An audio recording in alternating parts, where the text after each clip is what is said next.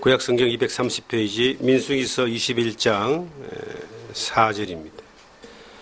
백성이 호르산에서 출발하여 홍해길을 따라 에돔 땅을 우회하려 하였다가 길로 말미암아 백성의 마음이 상하니라. 백성이 하나님과 모세를 향하여 원망하되 어찌하여 우리를 애굽에서 인도하여 내어 이 광야에서 죽게 하는가. 이곳에는 먹을 것도 없고 물도 없도다. 우리 마음이 이 하찮은 음식을 싫어하노라 하매 여호와께서 불뱀들을 백성 중에 보내어 백성들을 물게 하심으로 이스라엘 백성 중에 죽은 자가 많은지라. 아멘.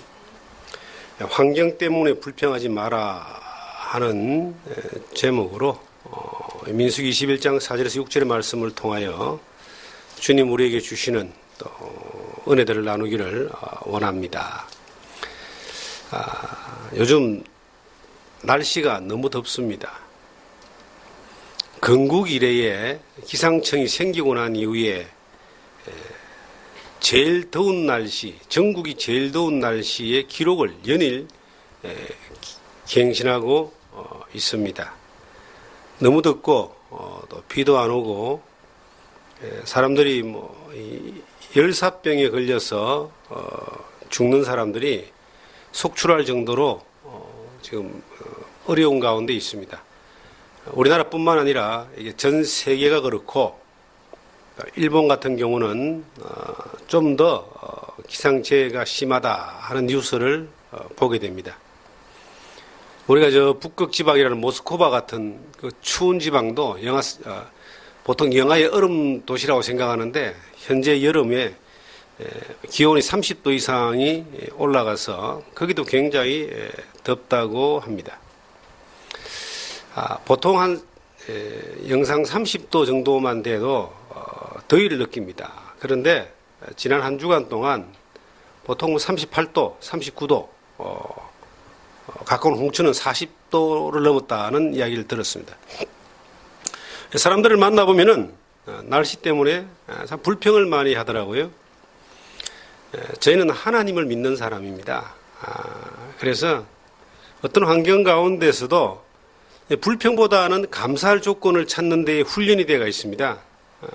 그래서 날이 덥고 불편하긴 하지만 그 환경을 가지고 불평하거나 특별히 하나님을 향하여 불평하는 일은 하지 않습니다. 도리어 불편하지만 그 불편을 통하여 감사할 조건들을 찾게 되고 또 감사의 노래를 부르게 되고 또 감사를 고백하게 됩니다. 그런데 이 주변에 이제 몇몇 분들을 만나보고 또 여기 공사 현장에서 일하는 분들을 이래 보면은 일을 이래 하면서 또 사람들하고 대화를 나누면서 날씨를 인하여 굉장히 불평을 합니다. 불평이 그냥 짜증스러운 그 표현이 아니고 이 하나님에 대한 불평까지 그들이 믿든지 안 믿든지 잘 모르지만 이 하나님의 신에 대한 불평까지도 하는 것을 보게 됩니다. 그런 걸 들을 때에 참 저분들이 지혜가 없다. 지금 뉴스를 이래 보거나 이 매스컴을 보면은 지금 이 엘니뇨 현상과 같은 지구의 바다의 기온이 올라가고 지구의 기온이 올라가는 이유들을 쭉 설명하는데 그게 자연재해가 아니고 인재, 화석연료를 계속 태우는 것으로 말미암아 생기는 이상기온, 지구의 기온이 조금씩 올라가는 것 때문에 생기는 현상이고 이 지구 고온 현상은 앞으로도 계속 지속될 가능성이 있다라고 경고를 하고 있습니다.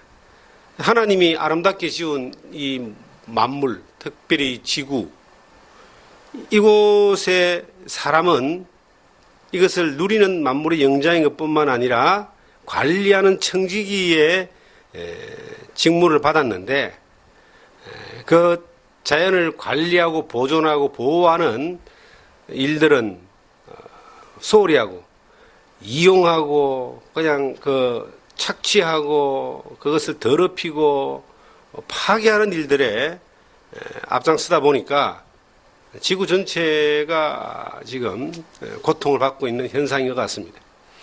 이럴 때에 하나님을 믿는 우리들의 입장에서는 작은 부분이나마 우리가 환경을 보호하는데 좀 더 실천을 해야 되는 것뿐만 아니라 좀 예민할 필요가 있다는 생각이 들고, 무엇보다도 이런 환경 가운데서도 불평하고 원망하고 짜증을 내는 것보다는 정말 그럼에도 불구하고 하나님 우리의 은혜를 주셔서 살아가는 삶에 대하여 감사하고 하나님을 찬양하고 그리고 이것을 받아들이는, 누리는 어떤 면에서는 그런 지혜가 필요하다는 생각을 해봅니다. 지금 이 본문의 이 말씀은 불평하다가 망한 사람들에 대한 이야기입니다. 이스라엘 백성들의 이 불뱀의 사건은 너무나 유명한 사건입니다. 하나님이 이스라엘 백성들을 이끌어다가 애굽에서 40년 노예 생활하던 사람들을 이끌어다가 홍해를 건너서 가나안으로 가기 위하여 여정으로 가고 있습니다. 홍해를 건너서 가나안까지 한 40일 정도면 갈 수 있는 거리입니다. 그런데 이스라엘 백성들이 40년을 광야에 머물다가 그 세대 사람들이 여호수아와 갈렙 외에 모든 사람들이 죽고 난 이후에 그 다음 세대 사람들이 가나안으로 들어가게 됩니다. 그 이유가 뭐냐 하면은 불신과 불평입니다. 12명의 정탐꾼을 보냈는데 10명의 정탐꾼은 그 가나안 땅에 가면은 그 거대한 아낙 자손과 같은 이 용맹한 사람들이 있기 때문에 우리 가면 메뚜기처럼 그냥 힘도 못 쓰고 다 죽을 것이다. 가지 말자.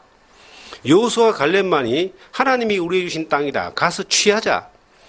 그런데 이스라엘 백성들이 믿음으로 고백한 이 여호수아 갈렙의 말을 받지 않고 10지파의 대표의 말을 받아서 이제 안 가는 것을 원했을 때 하나님이 그 불신, 하나님이 분명히 땅을 주신다고 했는데 그 하나님의 말씀을 불신한 그 대가로 정탐한 40일을 1일을 하루로 계산해서 1일을 1년으로 계산해서 40년 동안 가나안 땅에 들어가지 못하는 벌을 내립니다. 불신에 대한 이 대가는 벌이 온 벌, 대가가 취불되는데 벌이 온 거예요. 형벌이 온 거예요. 40일이면 가는 일을 40년 동안 광야에 살다가 들어가게 됩니다. 그런데 방금 우리가 이 민수기 21장 읽었던 이 본문의 말씀은 그 길을 걸어가는 과정 가운데 길이 너무 힘들다고 하나님을 향하여 불평하기 시작합니다. 그리고 이제 먹는 음식, 그 길에서 먹는 만나라고 하는 것이 너무나 이 마음에 안 들어. 음식을 싫어하노라. 이 음식을 싫어하노라. 우리 마음에 이 하찮은 음식을 싫어하노라. 이 하찮은 음식이 만나라고 하는 겁니다. 사람의 손으로 만드는 것이 아니고 하나님이 만들어 주신 거예요. 이 만나라고 하는 것은 그 40년 광야 생활을 했던 사람들만 먹었던 것이지 그 이전에도 먹은 적이 없고 이후에도 먹은 적이 없는 하나님이 만들어 주신 음식이었어요. 그런데 출애굽기 16장 31절 이하에 보시면은 이 처음에 광야에 나와서 그들이 배고플 때에 하나님이 만나를 주셨는데 꿀 섞은 과자와 같다. 기름 섞은 과자와 같다. 이 과자, 밀로 만든 것 같은 흔히 먹던 과자가 꿀 섞은 과자와 같아. 단 것을 한 번도 안 먹어본 사람에게 이 꿀맛을 맛보면은 어떤 현상이 벌어질까요? 옛날에 우리 어릴 때 꿀 먹은 벙어리라는 이야기가 있습니다. 꿀을 한번 딱 먹으면은 왜 벙어리가 되느냐면 그 맛에 너무 감탄하고 감동해가지고 입이 안 다물어지는 거예요. 말이 안 나오는 거예요. 그 정도로 제가 어릴 때만 해도 꿀은 별로 이렇게 자주 먹을 수 있는 것이 아닙니다. 요즘은 흔하죠. 요즘은 물자가 흔하기 때문에 양봉하는 사람들도 많고 꿀도 뭐 흔하기 때문에 슈퍼만 가도 뭐 적은 돈 주고 살 수 있지만 제가 어릴 때는 꿀을 구경도 못했습니다. 시골에서 벌을 키운 사람은 몰라도 도시에 사는 사람들은 어지간한 사람은 꿀을 잘 구경하지 못하면 단 거는 아주 어릴 때는 그 설탕도 귀했어요. 사카린. 사카린, 그다음 뉴수가 이런 것들로 약간 단 것을 그 음식에 넣어 먹고 이랬지 설탕도 귀했던 것 같아요. 꿀은 얼마나 귀했겠어요. 불과 뭐 3, 40년 전에도 그랬는데 3,500년 전에 이 꿀이라고 하는 게 쉽지 않았을 겁니다. 가나안 땅은 젖과 꿀이 흐르는 땅이라 그랬습니다. 이게 이 세상에 존재하지 않는 에덴 동산에 버금가는 약속의 땅을 가나안 땅이라고 하나님이 아브라함에게 약속했는데 그 땅을 일명 젖과 꿀이 흐른다 그래요. 그 꿀이 흘러 넘칠 정도로 비옥한 땅이고 젖이 흘러 넘칠 정도로 비옥했다. 그러니까 꿀이 그만큼 흘러 넘칠 것 같으면은 꽃들이 만발하고 벌들이 곤충과 벌들이 만발할 정도의 비옥한 땅이고 젖이 그냥 흘러 넘칠 정도 같으면은 양이나 염소가 차고 넘쳐가지고 그 양과 염소를 통해서 소출되어지는 그 젖이 풍성했다는 것입니다. 3,500년 전에 가만히 생각해 보세요. 부가 뭡니까? 부가. 부와 힘이 뭐냐면은 그게 돈이거든요. 근데 돈이라고 하는 것이 그 당시에는 식량, 그 젖과 꿀로 연결되는 거예요. 그것을 약속한 땅이 가나안 땅인데 그 광야에서 그들이 처음에 먹었던 이 하나님 주신 음식이 꿀 섞인 과자와 같고 기름 섞인 과자와 같아 그랬습니다. 세상 먹어보지 못했던 이 놀라운 음식을 먹었는데 이 음식을 처음에 먹을 때 그렇게 좋았는데요. 시간이 지나면서 계속 하나님이 그것만 주니까 다른 음식은 뭐 광야에서 해 먹을 수도 없고 그것만 먹어야 되는데 한참 먹다 보니까 이제 이게 불평이 생기는 겁니다. 그리고 이 음식을, 이 하찮은 음식을 왜 자꾸 주느냐고 하나님과 모세를 향하여 불평하기 시작합니다. 저는 이 사람의 입이라는 것은 참 간사하다라는 생각을 해보게 됩니다. 왜냐하면 이 입이 배고프고 힘들고 어려울 때는 거친 음식이라 할지라도 상당히 귀하게 먹습니다. 실질적으로 옛날에 못 살 때, 어려울 때에 보릿고개가 있을 당시에 살았던 세대를 보니까 정말 굶어 죽는 사람들이 막 생길 때에 옥수수를 가지고 연명했던 사람이 있고 옥수수, 그 다음에 고구마, 감자, 그리고 이제 밀가루 이런 걸 가지고 그 밀가루는 뒤에 나왔죠. 밀가루는 이제 원조 들어올 때 들어오는 거니까 그렇게 연명했던 사람들이 아마 어릴 때 그것만 먹어도 뭐 굶어 죽는 사람들, 뭐 소나무 껍질 벗겨서 먹는 사람들에 비하면은 얼마나 행복한 사람들입니까? 그런데 그 사람들이 이제 나이가 먹고 난 뒤에 제가 아는 사람들 가운데 보니까요, 고구마를 평생 안 먹는 사람이 있습니다. 옥수수를 안 먹는 사람이 있어요. 그래 맛있는데. 수제비나 뭐 칼국수 이런 걸 절대 안 먹는 사람도 있어요. 왜 그러냐 물어보면은요, 어릴 때 너무 먹어가지고 질려서 거기에 금가루가 붙어 있어서 안 먹는다는 거예요. 사람의 입이라는 게 이제 그런 겁니다. 못 먹고 살 때에 왔을 때, 뭐 음식이 왔을 때, 배고플 때 왔을 때, 그거는 뭐 꿀 섞은 과자와 같이 감동을 주고 기쁨을 주지만 이게 배부를 때는요, 쳐다보지도 않는다 그러잖아요. 그 유명한 이제 일화가 있잖아요. 왕이 피난길에 그 먹을 게 없을 때 지나가는 길에 어부가 갖다 준 고기를 먹었는데 그 생선이 너무나 맛있어가지고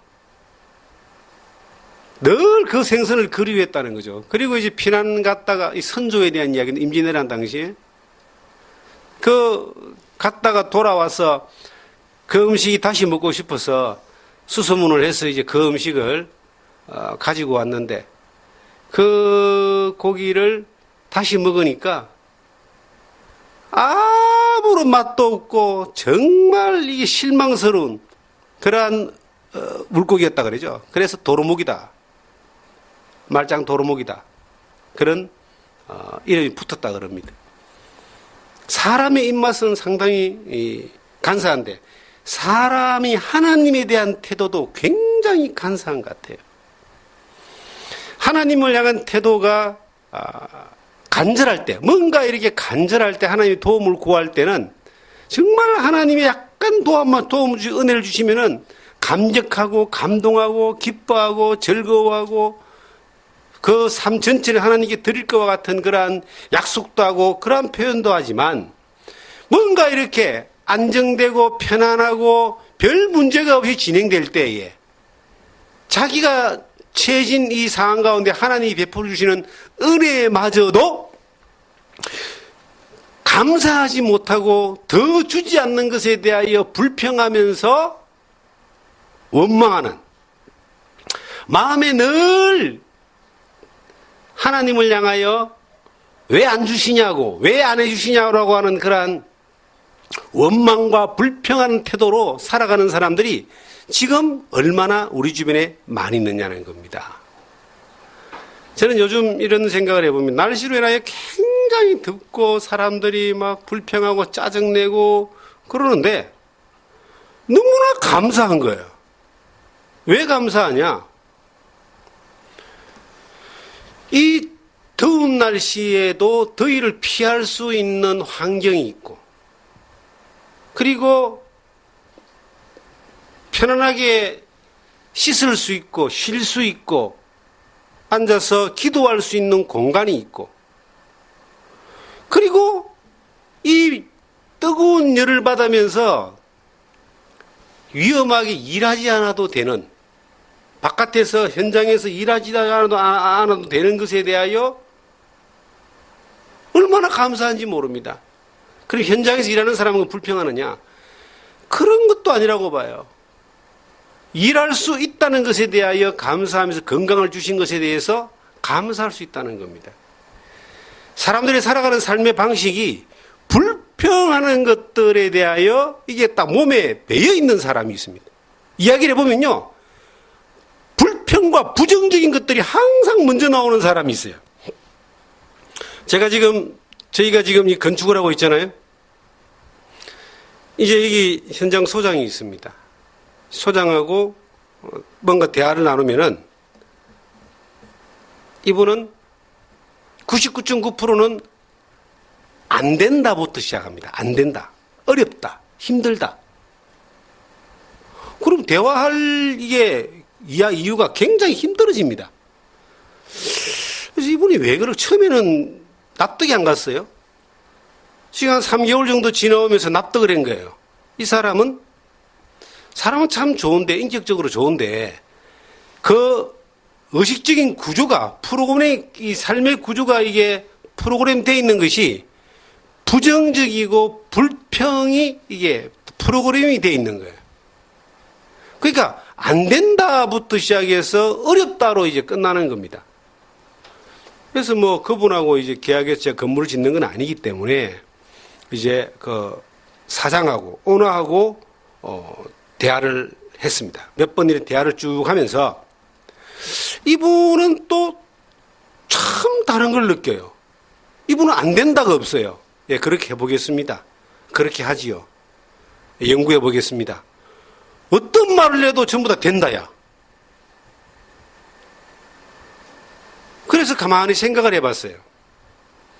어떤 사람이 인생을 행복하게 살며 또 즐겁게 살며 그 삶에 있어서 기쁨이 있는 삶을 살까?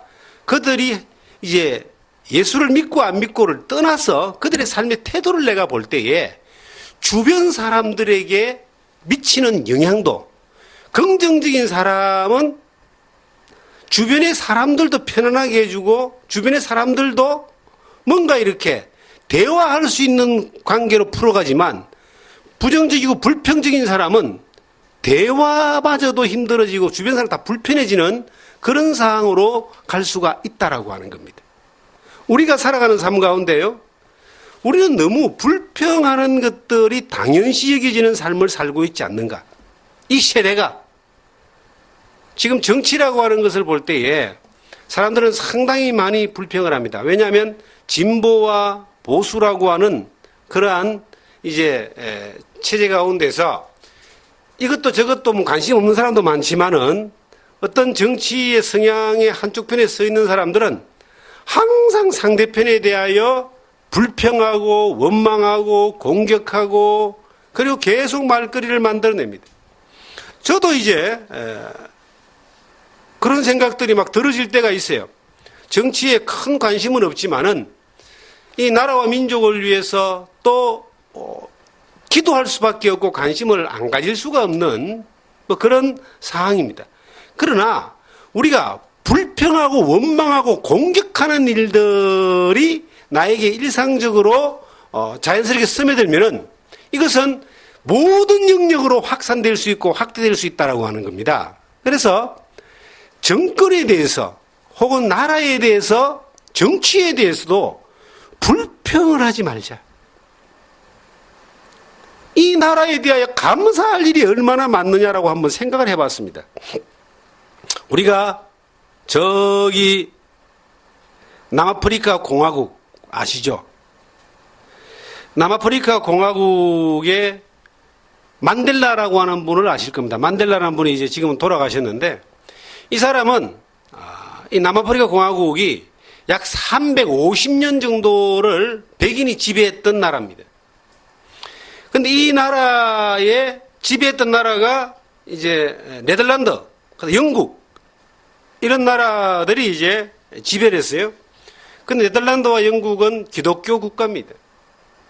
기독교 국가의 백인들이 남아프리카 공화국을 지배를 했는데 이 인종차별로 흑인들을 상당히 억압을 해서 유명한 나라였습니다. 근데 거기에 40년 정도 감옥에 투옥됐다가 정권에 반대하다 투옥됐다가 이제 풀려나서 정권을 잡은 사람이 만델라입니다. 이 만델라가 존경스러운 것은 약 40년 정도 감옥 생활을 했는데 그는 풀려나와서 백인들에 대하여 복수를 하지 않잖아요.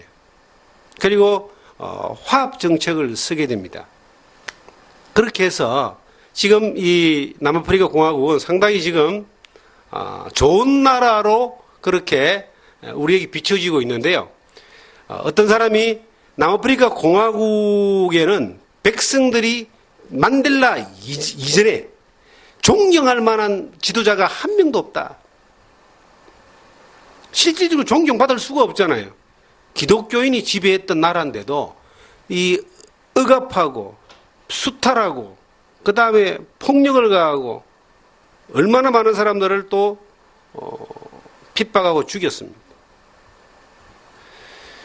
기독교 국가에서도 존경받을 만한 사람이 나오지 않는 이유는 욕심 때문에 하나님에 대한 믿음의 가치가 사라진 것일 겁니다. 우리나라를 저는 바라봅니다. 우리나라가 이 진보하고 보수하고 정치가 복잡하고 해도 우리나라는 좋은 나라입니다. 북한하고는 다르잖아요. 종교의 자유가 있고 표현의 자유가 있고 그리고 얼마나 이 자유민주주의 가운데서 자기가 열심히 하면 무엇이든지 할 수 있는 그러한 자유로운 국가입니까? 저기 파키스탄이나 아프가니스탄이나 가까운 이 아시아에 가까운 쪽을 가보면요. 멕시코도 마찬가지입니다. 여러 나라가 정치가 잘못되어 있는 것 때문에 나라가 안정되어지지 않아서 정부군과 반군이 싸우고 전쟁하고 하는 그런 나라들을 바라볼 때 대한민국이 너무 좋은 거예요. 우리나라가 치안이 안정이 돼가 있고 경제가 안정이 돼가 있고 그리고 범죄율이 적고요. 그리고 자유경제 체제 가운데서 얼마든지 기회가 있고 그리고 이 환경과 자연이 너무나 아름답고 좋은 것이 너무나 많은데 몇 가지 불평스러운 것들 때문에 불평하는 것들이 막 쌓여 있는 거예요. 그것이 결코 좋은 것이 아닙니다. 이 나라에 대해서도 주권자를 향하여 불평하지 말라고 그럽니다. 이 나라 주권자도 하나님이 세우신다. 특별히 하나님이 다스리시는 이 나라라고 하는 것을 우리가 인정할 때에 우리가 불편스러운 것들이 있다 할지라도 불평하며 원망하며 공격하는 일들을 해서는 안 된다고 저는 그렇게 봅니다.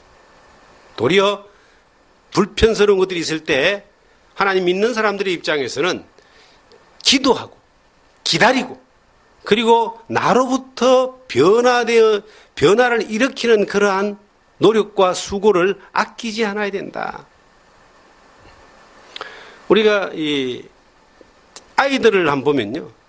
아이들은 부모에 대해서 참 많이 원망합니다. 불평합니다.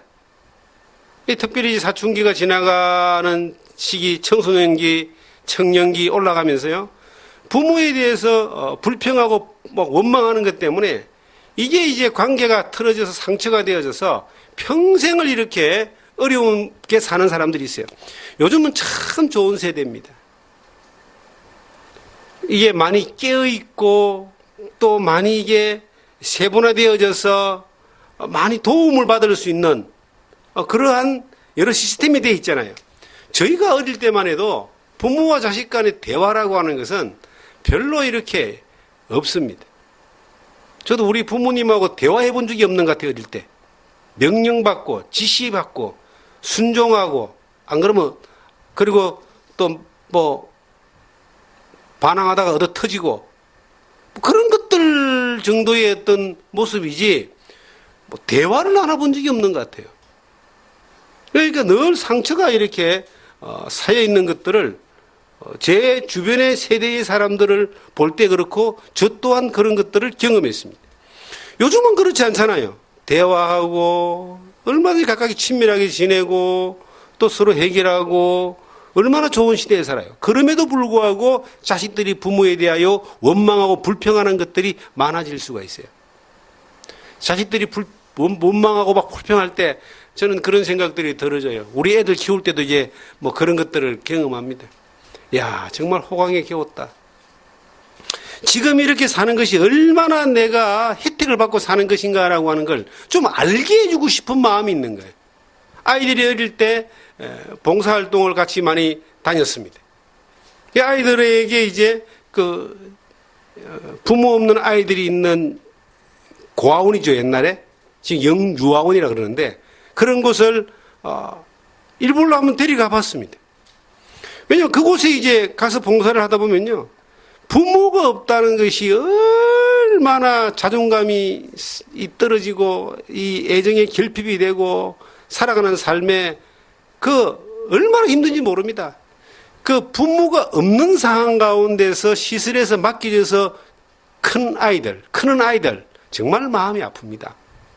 사랑이 그리운 거예요. 다른 게 그리운 게 아니에요. 그리고 그렇게 자란 사람들도 보는 거예요. 그렇게 자라 있는 사람들도 이제 보게 되면은 뭔가가 이렇게 그들의 소원은 그냥 엄마가 있고 아빠가 있는 집에서 사는 것 자체가 평생의 소원이고 가질 수 없는 하나의 이 대상일 겁니다.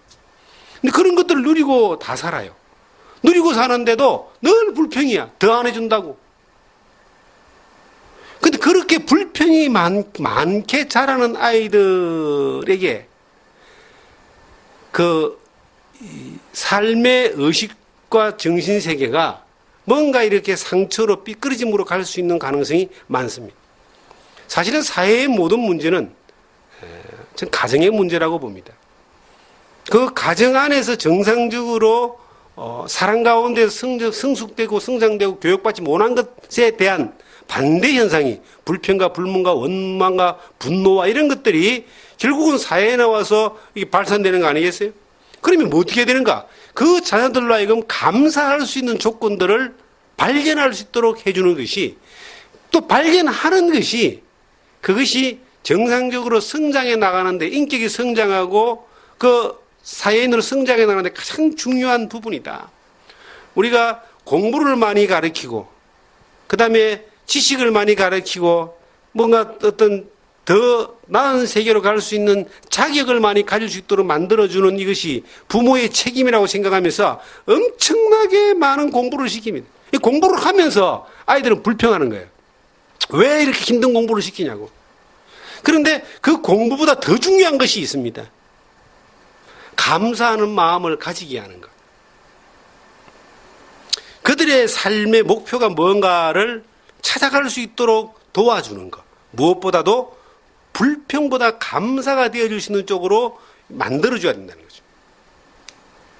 불평하면은 성경에 보니까 불평은 죄입니다. 죄는 반드시 대가가 지불됩니다. 하나님을 향하여 불평해서 하나님이 대가를 지불한 사람들이 많습니다. 고라 자손이요, 제사상의 문제를 가지고 모세와 하나님을 향해 불평하다가 땅이 갈라지기 위해서 그냥 삼켜버리기 위해서 사람들을 다 하나님이 멸했던 적이 있습니다. 이스라엘 백성들이 길로 인하여 음식으로 인하여 불평하다가 하나님이 그게 뭐라고 불뱀을 보내가지고 다 물어 죽게 만들어버렸잖아요. 그 내용이 지금 민수기 21장의 내용입니다.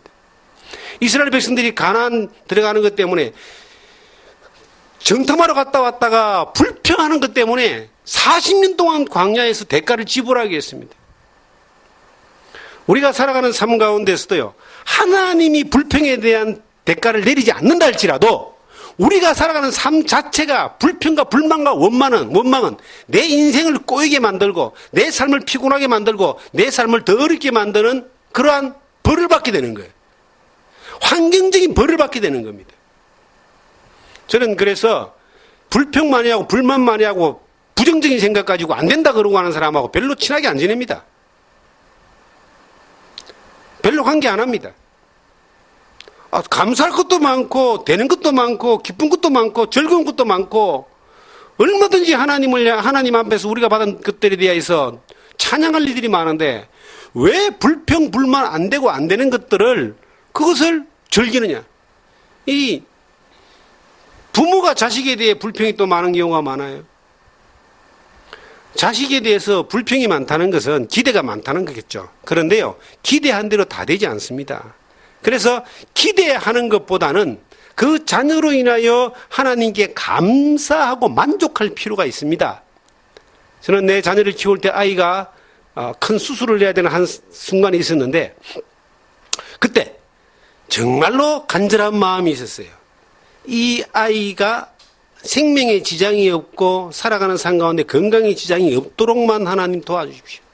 거기에 놔놓고 이 아이가 공부 잘하고 뭐 자격증 좋은 것 따고 출세하고 뭐 이런 것들이 조건이 안 됩니다. 아이를 향한 하나님의 간절한 소망은 건강하게 회복되어져서 치료될 수 있도록 그거 하나만을 간절히 바랬던 적이 있습니다. 아이들을 키우는 부모들을 볼 때요, 내 자녀들이 적어도 정상적으로 건강한 모습으로만 살아주는 이것만 해도 얼마나 감사한가. 그것만으로도 만족할 수 있으면 좋겠어요. 옛날에 유명한 그 광고 멘트가 있습니다. 개고장이라도 좋다. 튼튼하기만 해라. 튼튼하지 못하고 건강하지 못해가지고 부모들이 고생하는 경우가 참 많습니다. 선천적 장애를 가지고 태어난 사람들, 아이들이 의외로 많이 있잖아요. 원주도 그런 학교가 있잖아요. 그 부모들을 보면요, 정말 참 마음이 아프기도 하고 그 아이들을 케어하는 모습들을 보면 존경스럽기도 합니다. 그게 너무너무 힘들어가지고요, 아이 때문에 힘들어서 세상을 하직하는 사람들도 많이 있어요. 적은 게 아니에요. 너무 힘들어가지고. 그리고 평생을 태어날 때부터 다 자랄 때까지 아이에게 매달려서 병수발하고 사는 사람도 많이 있습니다. 그런 것을 볼 때에 내가 그렇지 않음에 대해 내 자녀가 정상적으로 이렇게 자라감에 대해서 감사하고 기뻐하면, 고마워하면 아이하고 관계는 적어도 좋아집니다. 아이하고 관계가 좋아져야 돼요. 자녀하고 관계가 좋아져야 돼요. 자녀가 훌륭한 사람이 되고 좋은 사람이 되고 멋있는 사람이 되고, 이게 중요한 게 아닙니다. 나이 들어보세요. 지금 어릴 때 내 아들이 내 자녀가 뭐라도 될 수 있는 사람처럼 보이지만 청소년기 딱 지나가고 이제 청년기로 지나가면요, 그게 중요하지 않아요. 정상적인 사고와 건강한 육체를 가지고 부모하고 좋은 관계 가운데 사회에 건전한 일원으로 생활할 수 있는 사람으로 나갈 수 있으면 거기서 또 얼마든지 그 하나님의 은혜가 함께하는 가운데서 많은 걸 누리며 살 수 있는 겁니다. 그래서 자녀에 대해서도 불평을 좀 안 했으면 좋겠다. 존재 자체만으로도 감사하고 기뻐할 수 있느냐. 근데 이것을 주님 안에서 하나님 은혜 가운데서 배워졌을 때에 실천하기란 쉽지 않습니다. 왜 그렇습니까? 욕심이 있기 때문입니다. 욕심은 집착으로 갑니다. 욕심이 잉태한 즉 죄를 낳는다 그랬어요. 욕심이 집착이 되고 집착이 죄를 낳게 되는 거예요. 죄의 결과는 사망입니다. 심판입니다. 왜 그거 원리를 안다면은 그쪽으로 가도록 내버려 두느냐는 겁니다. 자녀를 내가 키웁니까? 자녀를 하나님이 키워주시는 거예요. 환경과 여건 하나님이 만들어주시는 겁니다. 그러면 우리가 그것을 믿는다면은 자녀로 인하여 감사할 필요가 있다. 자녀로 인하여 불평하지 말자. 자녀가 이렇게 내 옆에 있고 함께 좀 누구에 비하여 상대적으로 좀 떨어지고 못할지 모르겠지만 하나님이 내게 주신 선물이고 내게 기쁨이 되고 이 자녀로 인하여 자녀가 이 건강하게 가정 안에서 정상적인 교육을 받으면서 좋은 관계 가운데 자랄 수 있음에 대하여 얼마나 감사합니까? 제가 아들도 딸도 다 나가 있기 때문에 가끔 보고 싶을 때가 있어요. 이제 뭐 한 달에 한 번 정도 이래 와서 보기는 하지만 그래도 보고 싶을 때가 있습니다. 그러면 이제 앨범을 이렇게 보는 거예요.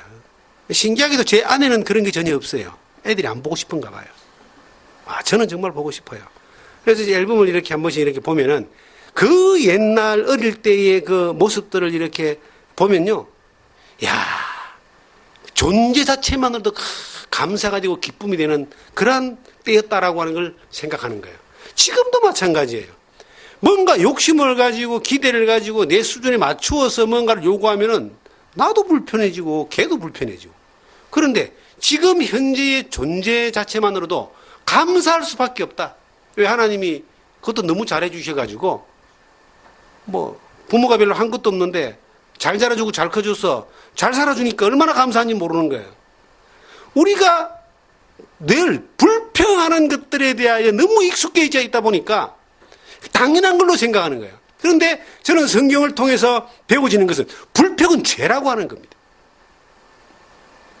죄는 반드시 특별히 하나님을 믿는, 하나님이 나의 목자 되시고 인도자 되시고 나의 아버지임을 믿는 사람들이 내게 주어지는 환경 가운데 가장 가까운 환경인 이 가족, 자녀, 배우자, 그리고 나라, 교회, 이 모든 것들이 내게 허락된 하나님의 은혜고 복인데 이 가운데서 우리가 불평하고 불만하고 원망하고 그리고 거기에서 더 나오면 저주가 나오잖아요. 이 불평과 원망 다음에 심하면 저주가 나옵니다. 그래서 저주를 퍼붓게 되죠. 이것은 악순환이 되어져서 그것은 열매를 맺게 돼 있어요. 특별히 저는 이 가족 간의 자녀와 부모, 남편과 아내 이 관계 가운데서 화목하게 지내고 그리고 정말 아름답은 이 생활을 위해서는 뭐가 필요하냐? 기술이 필요하다. 화목한 가정이 그냥 되는 게 아닙니다. 기술이 필요한 거예요. 하나님 앞에서 배워지는 원리가 있습니다. 하나님 앞에 배워지는 원리가 사랑이잖아요. 사랑은 섬기는 겁니다. 용서하는 겁니다. 그리고 중요한 것은 불평하지 않고 존재로 인하여 감사하는 것이다. 우리가 그렇게 서로에게 부모가 자식에게 자식의 부모가 남편이 아내의 남편에게 그러한 모습 그 원리대로 하면은 적어도 죄를 짓지 않습니다. 나쁜 열매를 맺지 않습니다. 그리고 하나님의 도우시는 가운데 선하신 역사들을 살아가는 삶 모든 순간에 누리며 살 수 있는 거예요. 여러분과 제가 이 교회에 대해서도 마찬가지입니다. 교회에 대해서도 계속 불평하는 사람이 있을 수 있습니다. 늘 감사하는 사람이 있을 수 있습니다. 그런데 감사하는 사람은 감사의 열매를 거둬들여요. 더 감사할 일이 생깁니다. 불평하는 사람은 더 불평할 열매를 거둬들입니다. 심은 대로 거둔다 그래요. 어떤 분이 지난 주간에 전화가 왔습니다. 오래전에 알았던 분입니다. 자기가 나가는 교회에 대해서 불평을 막 하는 거예요. 그 제가 전화를 이제 들었어요. 듣고 이제 그랬습니다. 형제, 그렇게 불평을 많이 하는데 다른 교회 가고 싶지. 예, 다른 교회 가도 똑같아.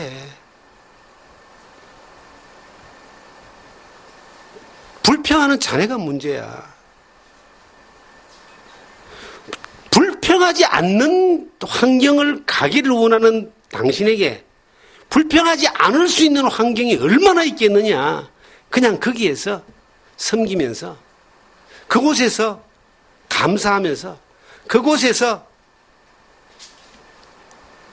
허락된 대로 좀 성숙한 사람답게 살아라. 어디 가도 자네 그 마음으로 가면 똑같으니까 형제 그렇게 내 권면을 받아주길 바란다고 전화를 끊었어요. 교회를 이렇게 옮겨 다니는 사람들은요 대부분 불평 때문입니다.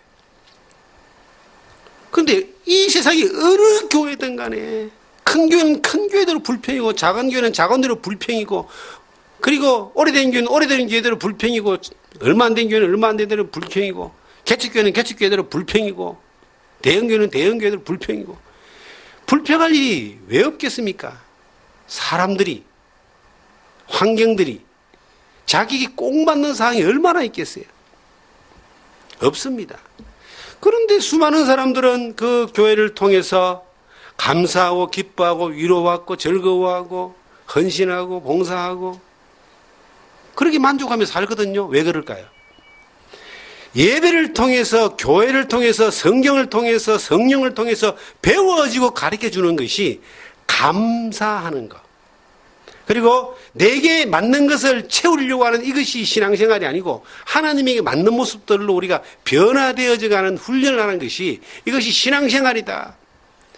내게 필요한 것들을 달라고 하는 것이 성경이 가르치는 신앙생활이 아니라 하나님이 원하시는 것을 채워가는 것을 이것을 신앙생활이라고 하는데 그것이 정상적으로 진행되어질 때 내가 있는 그 환경이 내가 있는 이 교회가 내가 있는 공동체가 불안하고 좀 불평스러워도 그 안에서 하나님이 인도하시는 바라보면서 믿으면서 감사하고 만족하고 기뻐하면서 살아가는 것들을 훈련해가는 것입니다.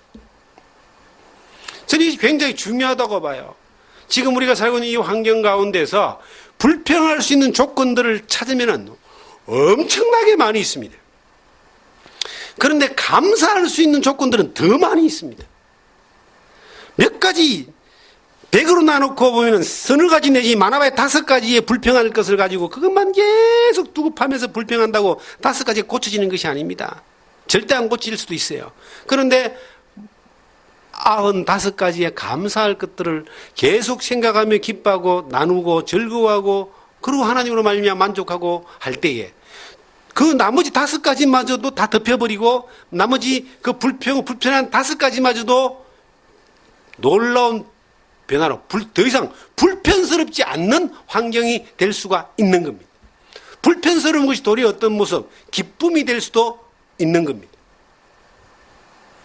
우리가 살아가는 그 삶의 환경 가운데서 저는 참 중요하다고 생각들이 되어지는 부분들이 뭐냐면은 내가 살아계신 하나님을 믿는다는 거예요. 그럼 하나님은 나에게 허락하신 환경과 여건들은 나에게 최적의 환경과 여건들로 나를 늘 인도하여 주신다는 겁니다. 하나님이 최적의 환경과 여건으로 나를 인도하여 주시는 가운데서 내가 겪기에 불편한 모습이 있을 수 있는 거예요. 그러나 이 불편한 것이 내 편에서 불편한 것이지 하나님 편에서는 꼭 필요한 것들로 나에게 주시는 것도 될 수 있다. 우리가 운동을 합니다. 이제 나이가 먹으면 운동을 할 수밖에 없죠.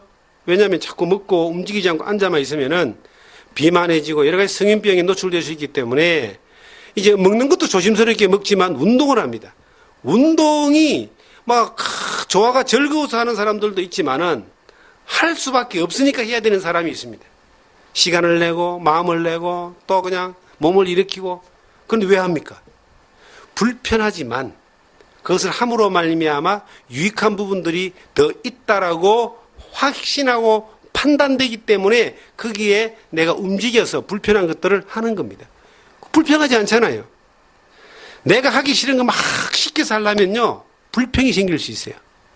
시키는 사람하고 감정이 상할 수 있습니다. 그런데 내가 하기 싫은 것이라 할지라도 내가 해야 되지 하지 않으면 안 되는 거라고 느끼게 되면은 누가 하라 하든 말하지 않든지 내가 하잖아요. 그 불편한 것이 불평이 아니고 불편한 것이 감사로 그렇게 바뀌어질 수가 있다. 우리가 신앙생활 해나가는 여건 가운데서 내가 지금 처해 있는 환경이 정말 내 마음에 안 들고 불평스러운 부분이 될 수 있습니다. 이스라엘 백성들이 길로 인하여 원망하고 음식으로 인하여 불평하다가 하나님이 어떻게 대접했냐면은 그냥 불뱀을 보내가지고 다 물어 죽게 만들어 버렸습니다. 죄로 여기고 심판해버린 겁니다. 그때 그들이 어떻게 하느냐면은 회개합니다. 모세를 향하여 우리가 잘못했습니다. 하나님 앞에 제발 부탁해서 우리를 살게 해주십시오. 길을 돌이켰을 때 하나님은 모세의 기도를 들으시고 노뱀을 만들어 달라, 쳐다보면 살리라 하는 말씀을 주십니다. 그 노뱀을 만들어 달았는데 쳐다본 사람 다 살았어요. 이 불평의 늪에서 빠져나올 수 있는 방법은, 불평이 죄가 되고 죄의 형벌과 고통 가운데서 빠져나올 수 있는 방법이 뭐냐? 하나님의 앞에 회개하는 겁니다. 그리고 믿음으로 회개는 마음만 돌이키는 게 아니에요. 하나님을 향한 그 잘못됨에 대하여 하나님 앞에 용서를 구하고 마음만 돌이키는 것이 아니라 믿음으로 나가는 겁니다. 눈을 돌려서 노뱀을 쳐다볼 때 그들이 살았습니다. 믿음으로 우리가 삶을 선택해 가는 것까지가 그것이 회개입니다.